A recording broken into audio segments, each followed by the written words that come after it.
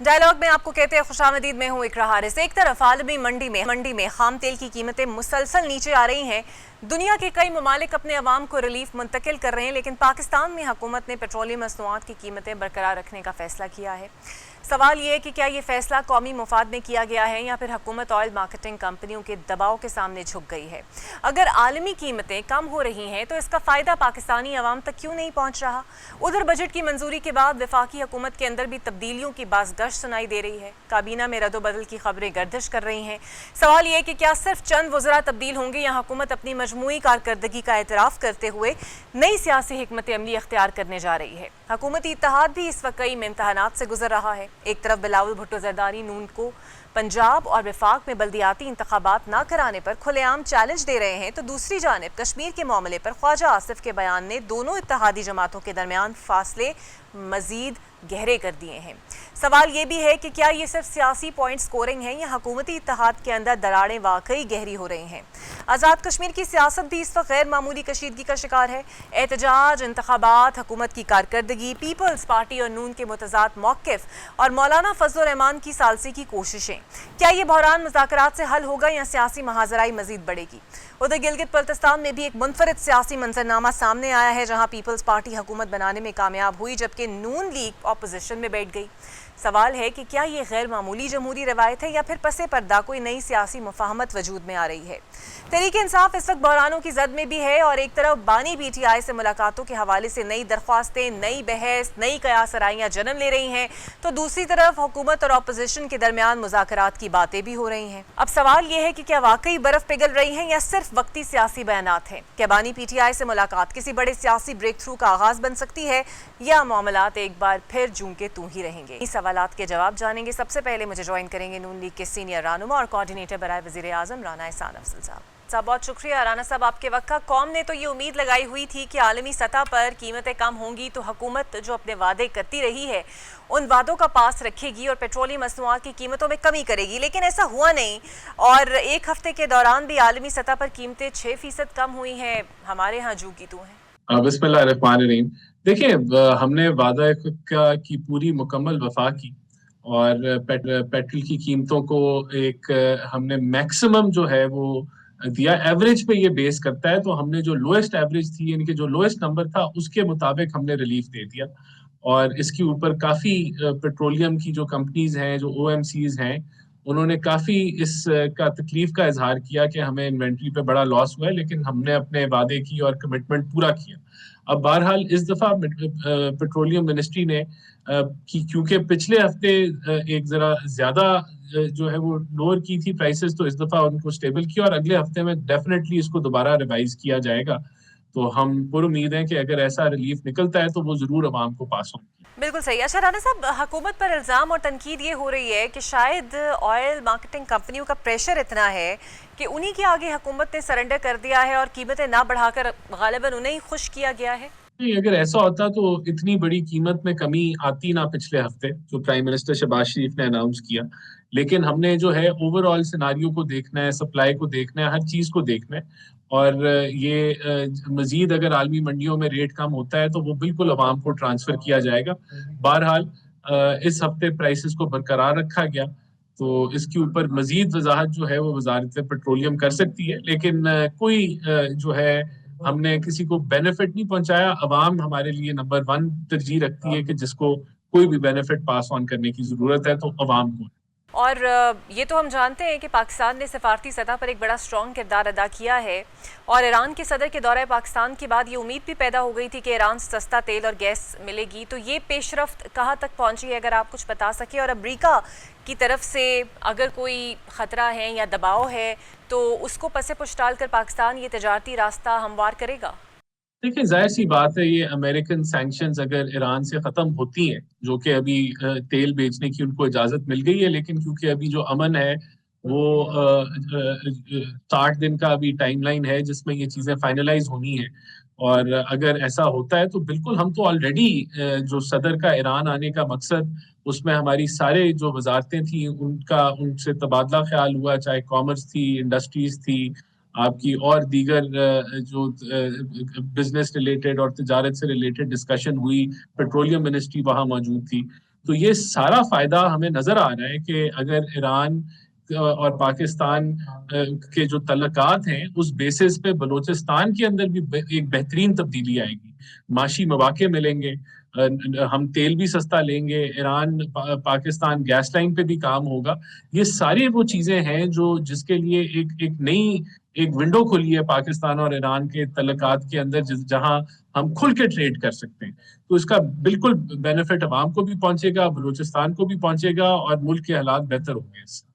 رانا صاحب، یہ بھی تنقید بہت زیادہ ہو رہی ہے اور شاید آپ کی نظر سے گزری بھی ہو کہ بجٹ کے بعد عام آدمی، انفیکٹ بجٹ سے پہلے ہی خاصا پریشان ہے، مہنگائی کی ایک نئی لہر نے اسے جکڑ کر رکھا ہے، بجلی اور گیس کے بل عوام کی پہنچ سے باہر ہو گئے ہیں، لیکن دیکھتے ہیں ہم کہ وزارت خزانہ اور جنہوں نے بجٹ تیار کیا اور جو دیگر ملازمین ہیں ان کی تنخواہوں میں آپ لوگ 66 ماہ کی اضافی تنخواہوں نے بطور اعزازیہ دے رہے ہیں۔ تو یہ تھوڑا سا آپ کو ناانصافی کے زمرے میں نہیں آتا کہ ایک طرف عوام جو ہے وہ ایک مہنگائی کی چکی میں پس رہے ہیں اور یہاں پر کیا IMF اپنی آنکھیں بند کر لیتا ہے؟ دیکھیں، یہ ایک پرانا میرے خیال سے ٹریڈیشن چلتا آ رہا ہے، کیونکہ بجٹ کے لیے آپ کو لیٹ آورز لگانے پڑتے ہیں، اوور ٹائم آپ کو کام کرنا پڑتا ہے، اور وہ اوور ٹائم نہیں ملتا ہے ان کو وہ اپنا، تو وہ اس طرز کے اوپر جو ہے ان کو پھر وہ یہ دی جاتی ہے، جن لوگوں نے بجٹ کے اوپر ایکسٹرا ورک کیا یا محنت کی ہے تو ان کو پھر اس طریقے سے کمپنسیٹ کیا جاتا ہے۔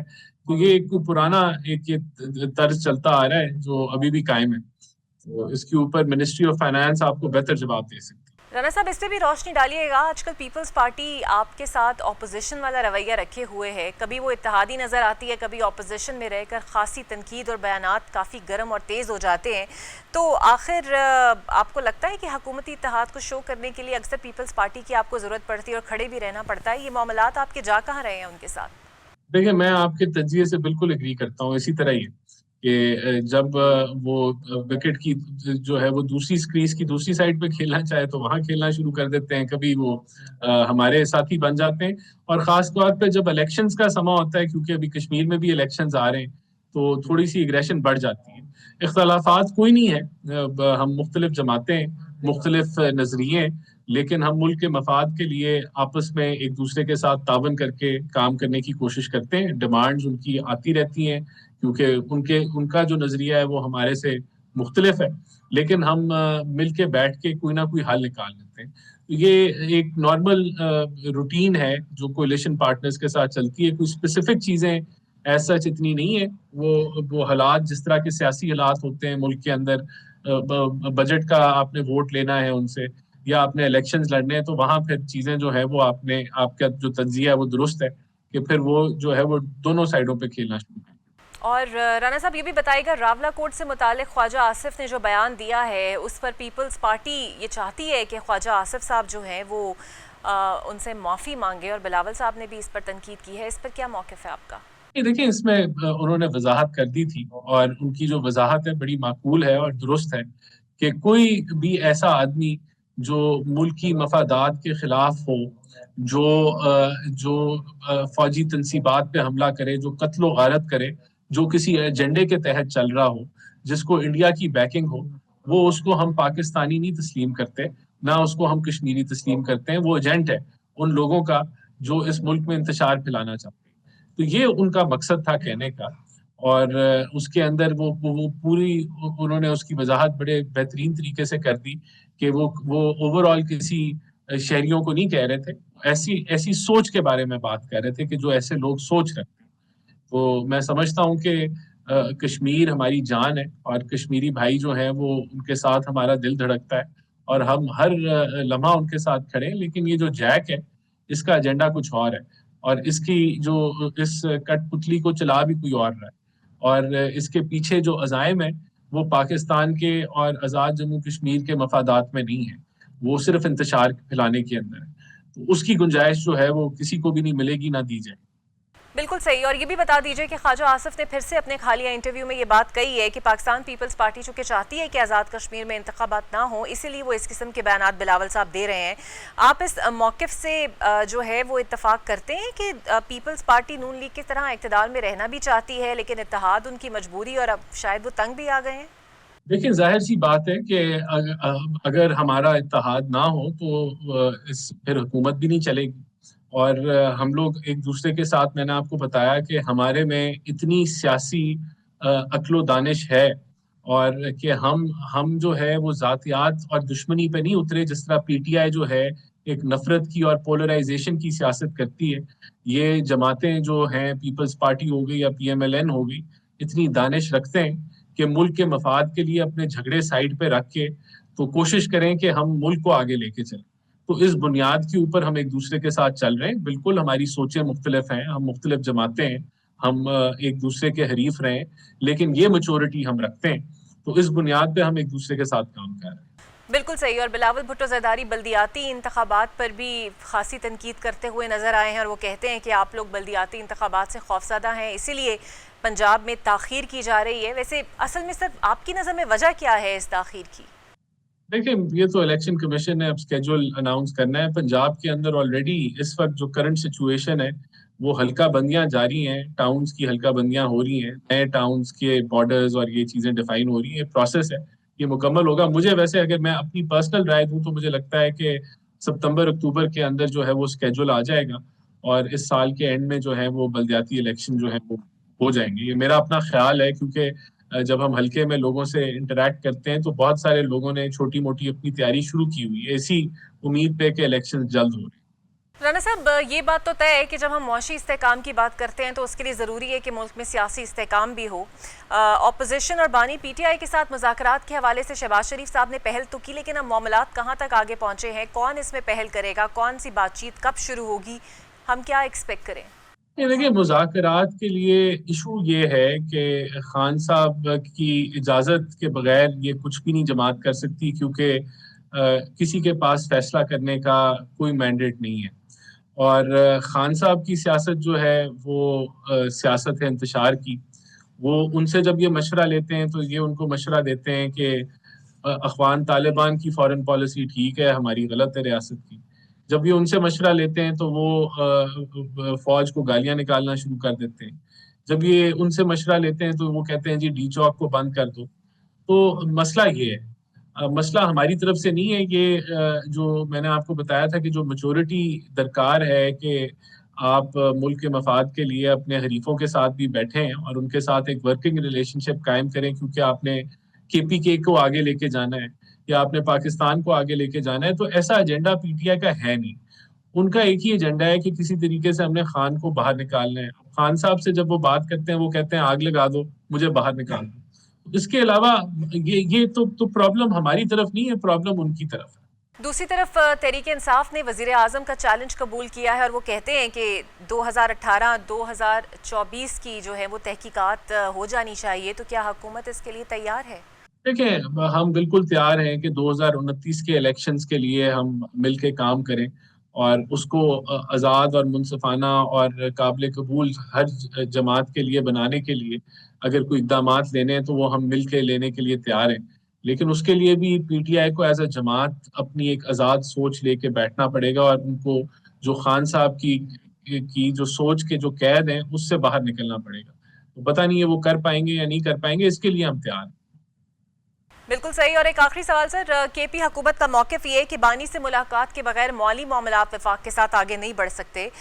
सो क्या वफाक सोच चुका है कि ये मुलाकात अब कराई जाएगी, क्योंकि ज़ाहिर बात है काफ़ी अरसा हो चुका है, या फिर वही रास्ता वफाक इख्तियार करेगा जो कि बड़ा सादा सा है, और वो ये कि माली रकूम में कटौती करे?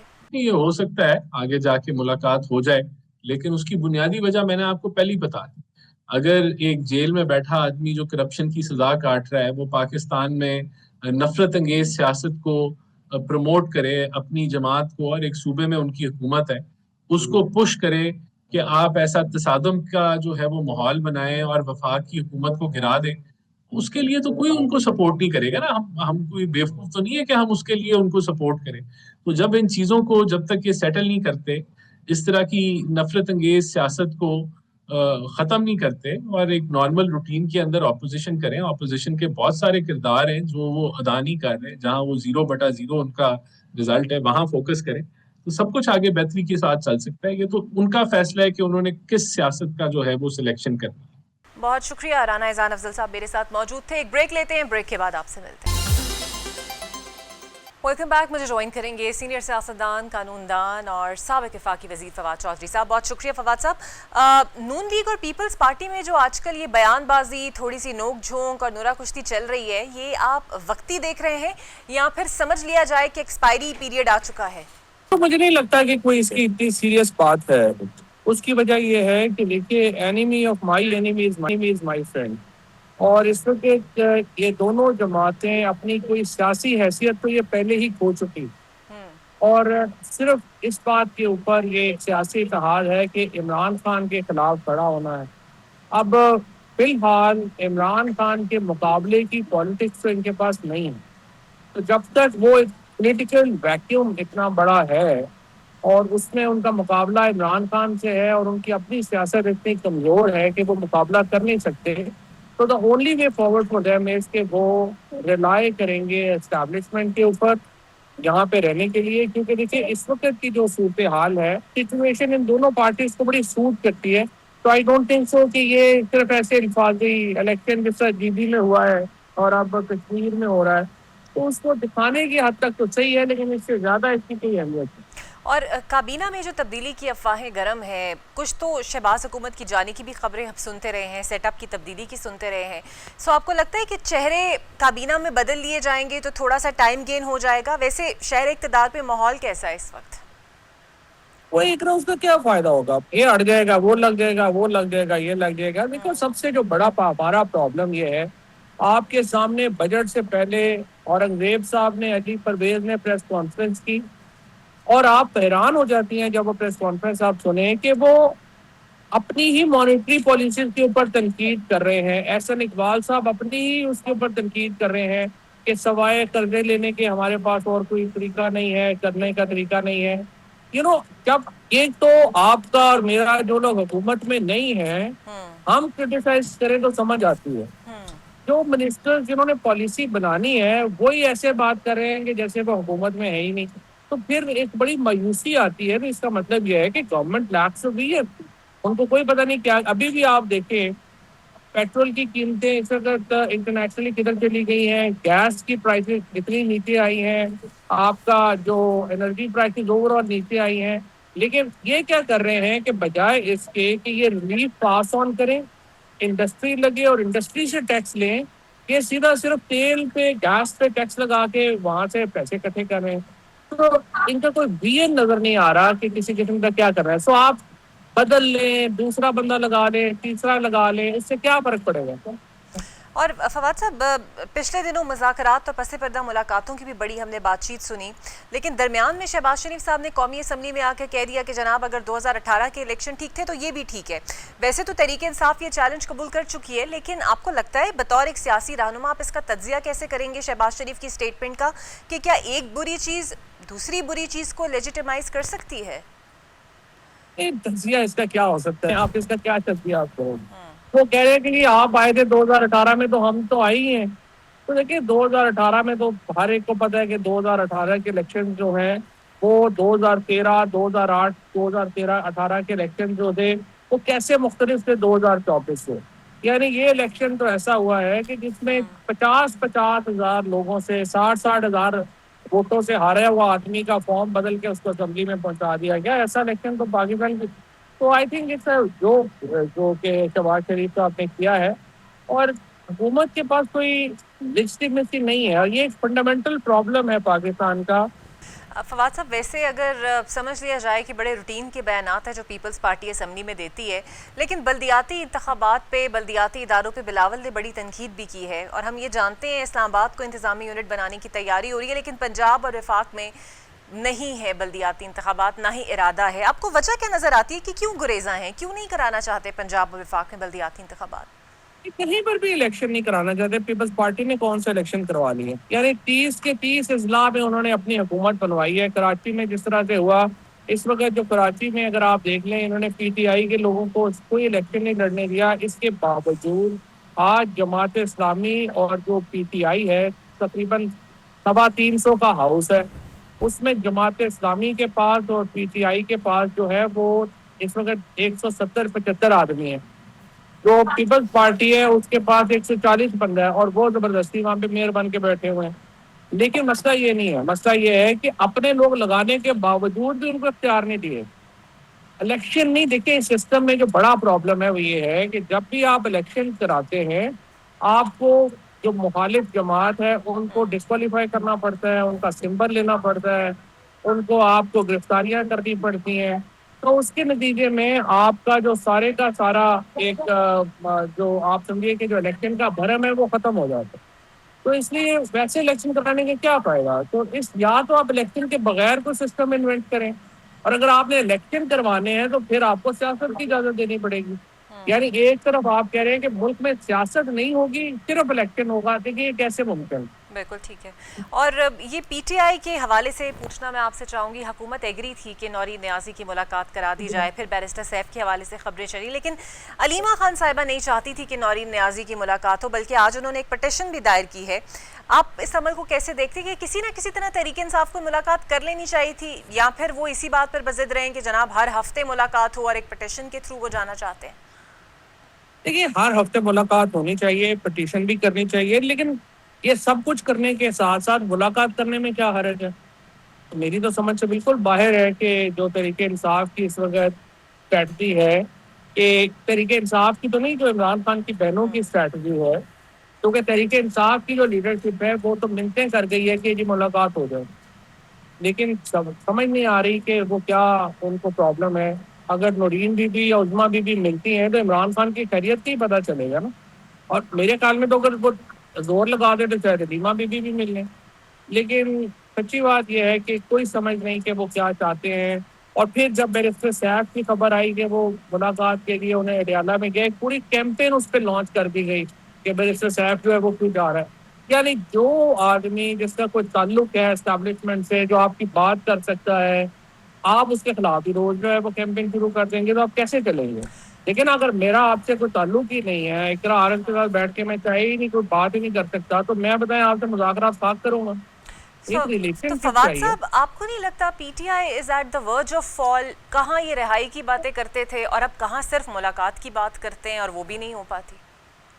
پی T I is a political party has collapsed, اس کا تو کوئی دو رائے نہیں ہے. یہ تو ابھی عمران خان ہے اور لوگ ہیں. پی ٹی آئی کی اسٹریٹجی کولیپس ہو گئی ہے، ان کی پارلیمانی پارٹی کولیپس ہو گئی ہے، ان کی جو ابھی پتہ ہی نہیں ہوتا کس نے کیا بات کرنی ہے. وہ سہیل آفریدی کی اپنی بات ہے، گوہر کی اپنی بات ہے، وہ سلمان راجہ ایک اپنا چورن بیچ رہا ہے، بہنیں اپنا چورن بیچ رہی ہیں. تو سچی بات یہ ہے کہ کسی کو نہیں پتا کہ پارٹی میں who holds the authority. سر، بطور ایک سیاستدان اور ایک عوامی رہنما، ڈو یو ریئلی تھنک کہ اب ظاہری بات ہے بجٹ کے بعد ایک مہنگائی کا طوفان آیا ہے، پیٹرول پرائسز اس طرح کم نہیں ہوئی، اور اسمبلی میں ہم راولہ کوٹ جیسے بیانات کے بعد بحث بھی کر رہے ہوتے ہیں، خواجہ آصف کچھ کہہ رہے ہوتے ہیں، پیپلز پارٹی کہتی ہے معافی مانگے، ترجیحات میں بھی کچھ فرق ہے یا سچویشن مینج نہیں ہو پا رہی ہم سے؟ نہیں دیکھیں، سچی بات تو یہ ہے کہ سمجھ نہیں آ پا رہی کہ ابھی تک جو میرے اپنے خیال کے اندر یہ روز شہباز شریف صاحب جا رہے ہیں، کہہ رہی ہے انویسٹمنٹ لے کے آئے. انویسٹمنٹ پاکستان میں اس انرجی پرائسز کے ساتھ کرے گا کون؟ لا اینڈ آرڈر کی جو سچویشن ہے وہ بلوچستان میں، کے پی میں جو ہے وہ آپ کے سامنے ہے. مائنز اینڈ منرل ساری وہاں پہ ہے. تو ابھی تک میں کنفیوز ہوں کہ آخر جب آپ کہتے ہیں انویسٹمنٹ لے کے آئے کریں، آپ کریں گے کس میں؟ اگر پرویز مشرف صاحب کے دور میں جب لا اینڈ آرڈر بہت بہتر تھا، انہوں نے یہ لیوریج لیا تھا، انہوں نے کہا ہمارے آپ قرضے معاف کریں اور ہمیں فائدہ ہو گیا.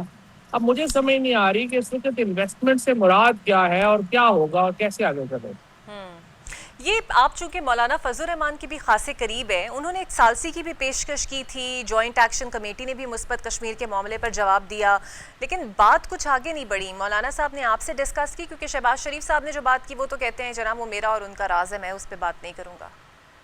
مولانا کے سچی بات ہے کہ میں بہت قریب تو نہیں ہوں. سچی بات ہے، یہ تو میں تو صرف اپنی ایک پی ٹی آئی کے حوالے سے سمجھتا ہوں کہ ان کی ایک اہمیت ہے، اپوزیشن کے حوالے سے ان کی اہمیت ہے، اس لیے میں ان کی ہمیشہ جو ہے وہ سمجھتا ہوں کہ ان کا رول بڑا اہم ہے. بالکل ٹھیک، بہت شکریہ آپ کا فواد صاحب. میرے ساتھ تین قانون دان اور سابق وفاقی وزیر. بریک لیتے ہیں، بریک کے بعد آپ سے ملیں. Welcome back. مجھے جوائن کریں گے پاکستان پیپلز پارٹی کے سینئر رہنما قمر زمان قاہرہ صاحب. بہت شکریہ قاہرہ صاحب آپ کے وقت کا. بلاول بھٹو نے بڑے سخت الفاظ میں نون لیگ کو وارننگ دی ہے. پیپلز پارٹی وفاقی حکومت پہ اتحاد کا حصہ بھی ہے, آپ لوگوں کے پاس عام عہدے بھی ہیں, تو پھر نون لیگ تنقید کرتی ہے کہ ایک طرف آپ لوگ اتحادی ہیں تو دوسری طرف اپوزیشن والا رویہ بھی رکھا ہوا ہے آپ لوگوں نے. پہلی بات تو یہ ہے کہ کون سا عہدہ ہے جو ہمیں مسلم لیگ نے دیا ہوا ہے؟ نہیں سر, آپ کے اتحادی ہونے کے ناطے آپ لوگوں کے نہیں, درمیان اتحادی سیٹلمنٹ تو ہونا ہوئی اور نا. بات ہے. عہدہ ہمیں کون سا دیا ہے انہوں نے؟ نہیں, آپ کے اگر انہوں پاس نے ہمیں عہدہ دیا صدر کا, گورنر, صدارت میری جیسے عہدے موجود ہیں نا سر. نہیں, گورنر تو ایک سیٹلمنٹ ہو گئی. اوکے, گورنر کون سا عہدہ ہوتا ہے؟ سر بڑے اختیار تو چیف منسٹر کا ہے. آئینی عہدے تو اسے قرار دیا جاتا ہے نہیں, نا, ایک آئینی سیٹلمنٹ تو عہدوں ہوئی کے نا آپ پاس کی ان کے اتھارٹی ساتھ. علامتی ہے. میں نے کپڑے بڑے اچھے پہنے ہوئے ہیں, میں اچھے کمرے میں بیٹھا ہوا ہوں, اختیار نہیں رکھتا. تو بات تو اختیار کی ہے. تو نہ گورنروں کے پاس کوئی اختیار ہے, نہ صدر کے پاس کوئی اختیار ہے. اور صدر منتخب آفس ہے. ہم نے صرف مسلم لیگ سے نہیں, ہم باقی جماعتوں سے بھی ووٹ لیا ہوا ہے. وہاں ہم جیت کے آئے ہیں. اسی طرح چیئرمین سینٹ کا الیکشن ہم نے الیکشن لڑا ہے. ہم نے اگر ڈپٹی اسپیکرشپ لی ہے تو ہم نے ان سے ووٹ دیے بھی ہیں, لیے بھی ہیں. ہاں, ہم گورنمنٹ کو سپورٹ کر رہے, اتحادی نہیں ہے, سپورٹ کر رہے ہیں. اتحادی ہوتے تو ہم وزیر ہوتے. لیکن یہ بات کہ ہم تنقید کر رہے ہیں, بالکل کر رہے ہیں. کیا ہم نے اپنی جماعت مسلم لیگ میں مدغم کر دی ہے؟ آنسر از نو. ہماری اپنی جماعت, اپنا منشور, اپنے اصول ہیں. ان کی اپنی جماعت ہے, اور ہر جماعت یہ کوشش کرتی ہے کہ ان کو مکمل طور پہ اتنے ووٹ ملیں کہ وہ اپنی حکومت قائم کریں, یا ان کو 2/3 اکثریت ملے. یہ جو اتحادی حکومتیں ہوتی ہیں, یہ تو مجبوری میں بنائی جاتی ہیں. کہ اگر کسی جماعت کو اکثریت نہیں ملی تو اب نظام چلانے کے لیے اتحاد بناتے ہیں. اتحاد میں آپ اپنے اپنے اصولوں سے تھوڑے نیچے آتے ہیں اور کامن گراؤنڈ ڈھونڈتے ہیں, اس کے اوپر کھڑے ہوتے ہیں. اس پہ اختلاف رائے ہونا نیچرل ہے. اگر کہیں ان کا مفاد ڈیمیج ہوگا وہ اعتراض کر دیں گے, ہمارا ڈیمیج ہوگا ہم اعتراض کریں گے, پھر بیٹھ کے ہم کامن گراؤنڈ ڈھونڈ لیں گے. اور اگر کہیں الیکشن ہوگا تو وہ اپنا الیکشن لڑیں گے, ہم اپنا لڑیں گے. اس میں کون سی چمبے کی بات ہے؟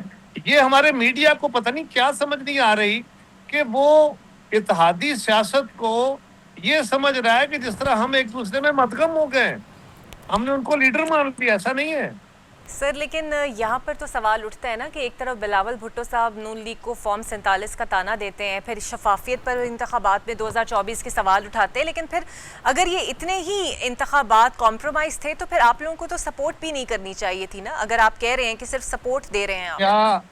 کیا اس ملک کے اندر انتخابات مشکوک نہیں ہوتے؟ کیا جو سوال اٹھائے جاتے ہیں وہ غلط ہیں؟ کیا پچھلے انتخاب شفاف تھے؟ کیا اس سے پچھلے شفاف تھے؟ اچھا, اگر شفاف نہیں ہو رہے تو کیا الیکشن لڑنے چھوڑ دیں؟ کیا دنیا سے کوئی اور کسی سیارے سے مخلوق آئے گی جو آ کے پاکستان کا نظام درست کر کے ہم کہے گی کہ اچھا جی آپ اس ملک میں فری الیکشن ہوں گے, آئیے آپ کام کریں؟ کیا آپ نے خود ایک پروسیس کو چلتے رہنے دینا ہے اور گریجولی اس میں شفافیت آئے گی؟ یہی ایک ذریعہ ہے نا کہ آپ لوگوں کو ایک پبلک پریشر کے ذریعے معاشرے کے نظام کو درست کرتے ہیں. بالکل. تو یہ پروسیس چلے گا تو ٹھیک ہوگا. ہم نے کبھی یہ تو نہیں کہا, ہمارے اپنے دور میں جب ہماری حکومتیں آئیں اس وقت بھی الیکشن مشکوک تھے. پاکستان کے اندر الیکشنوں کو چھیڑنے کا, الیکشن مینج کرنے کا ایک ٹرینڈ ہے. یہ تو کوئی ایسی بات نہیں جو بلاول صاحب نے کہہ دی اور آپ کہہ رہے ہیں کہ نہیں ہے. آپ کی نظر میں یہ شفاف الیکشن تھے. اور بلاول صاحب نے جو بات کہی ہے وہ خواجہ آصف صاحب کو اس رنگ میں کہی, لیکن اگر ہم کسی چیز کو غلط سمجھیں گے تو ہم بالکل کہیں گے کہ یہ غلط ہے. اس کی بنیاد پہ اتحاد بنانے توڑنے کوئی بچوں کا کھیل ہے, یہ گڈے گڈی کی شادی ہے کہ آج آپ نے شادی کی, کل آپ نے کہا توڑ کے پرے پھینک دی. یہ ایک سنجیدہ کام ہے, اس میں اختلاف ہوتے ہیں, اختلافوں کو حل کیا جاتا ہے, اور کسی بہت زیادہ ناگزیر صورتحال میں آپ علیحدگی بھی اختیار کر لیتے ہیں. یہ جو ہمارے میڈیا کے اندر ہے نا, آپ بیٹھے کیوں ہیں, آپ چھوڑ کیوں نہیں دیتے؟ یہ پھر آپ ہی آگے سیاست کر لیں, آپ بہتر کر سکیں گے ہم سے. بالکل صحیح. اچھا, مولانا فضل الرحمان نے ثالثی کی پیشکش کی, جوائنٹ ایکشن کمیٹی نے مثبت جواب بھی دیا, حکومت نے بھی لچک دکھائی, حافظ نعیم الرحمان بھی پیشکش کر چکے ہیں, پھر مذاکرات آگے بڑھے کیوں نہیں سر؟ وہ کیا یہی وجہ ہے جو آپ فرما رہے ہیں؟ میرے علم میں نہیں ہے کہ مولانا گئے ہیں کہ نہیں. مولانا کو بالکل ہماری جماعت نے بھی کہا تھا کہ مولانا فضل الرحمان, اصل میں دیکھیں نا ایک وجہ ہے, وہاں پہ کشمیر کے اندر جو اس وقت صورتحال ہے وہ ہڑتالی درست ہیں یا غلط ہے, یہ ایک طرف بحث ہے. اس وقت ایک جذباتی کیفیت ہے. وہ آزاد کشمیر کی حکومت جہاں پہ پیپلز پارٹی حکومت میں اس سے بھی نالاں ہیں, وہ فیڈرل گورنمنٹ سے بھی نالاں ہیں. لہٰذا ان کے ساتھ کوئی ایسا فریق جائے جو ان کے ساتھ بیٹھ کے بات کرے, اس کی بات سنے, اور وہ ان کو اس بات پہ راضی کر کے الٹیمیٹلی حکومت کے ساتھ ہی بٹھانا ہوتا ہے نا. اور وہ مولانا فضل الرحمان صاحب بڑے سنجیدہ, بڑے سینئر پالیٹیشین ہیں, وہ کشمیر کمیٹی کے چیئرمین رہے ہیں, ان کا اپنا ایک مذہبی نقطہ نظر بھی ہے, لوگ ان کا احترام کرتے ہیں. بالکل صحیح. وہ جا کے ڈائلاگ کریں گے اور وہ ان کو اس بات پہ قائل کریں گے کہ آئیں بیٹھ کے معاملہ حل کرتے ہیں. تو بیٹھنا تو الٹیمیٹلی فیڈرل گورنمنٹ اور وہاں کی ریاستی حکومت کے ساتھ ہی ہوگا نا. بالکل صحیح. کوئی کمیٹی بن کے بیٹھیں گے نا. ہم نے تو یہ کہا تھا, اس پہ بھی اعتراض ہو گئے. بالکل صحیح. قاری صاحب, چونکہ آپ کا تعلق سر پنجاب سے ہے, سو بلدیاتی انتخابات نہ کرانے پر بھی بلاول صاحب نے خاصی تنقید کی ہے کہ اوبویسلی سندھ میں ہوئے ہیں, پنجاب اور وفاق میں نون لیگ ڈرتی ہے, جس کے جواب میں سعد رفیق صاحب کہتے ہیں کہ جس ماڈل کے تحت سندھ میں ہوئے ہیں یا کراچی میں ہوئے ہیں وہ ماڈل ہم نہیں اپنانا چاہتے, اسی لیے یہ نہیں ہو رہا ہے. اس موقف کو سر آپ کس نے کہا کہ کون سا ماڈل اڈاپٹ کریں؟ کس نے کہا کہ فلاں ماڈل کے تحت انتخاب کرانے ہیں؟ اگر ان کو کراچی کے انتخابات پہ اعتراض ہے, کراچی میں انتخاب صرف کراچی میں نہیں ہوئے, کراچی کے انتخاب جو ہیں وہ پورے سندھ میں ہوئے ہیں. لیکن اگر ان کو اس بات پہ اعتراض ہے تو وہ کراچی کی طرح انتخاب نہ کرائیں, وہ جس طرح اچھا سمجھتے ہیں وہ کرا دیں, کرائیں تو صحیح. اعتراض کراچی کے انتخاب ہے جہاں انتخاب ہوئے ہیں, اور کرنے والے اس کی بنیاد ہی نہیں رکھ رہے. یعنی یہ کیا اعتراض ہے, کیا خوبصورت بات ہے. بہت شکریہ آپ کا. قمر زمان قائرہ صاحب موجود تھے, پاکستان پیپلز پارٹی کے سینئر رہنما. بلدیاتی انتخابات ہونے چاہیے, جب تک اختیارات نچلی سطح پر منتقل نہیں ہوں گے عوام کے مسائل حل نہیں ہوں گے. مجھے دیجیے اجازت, اللہ حافظ.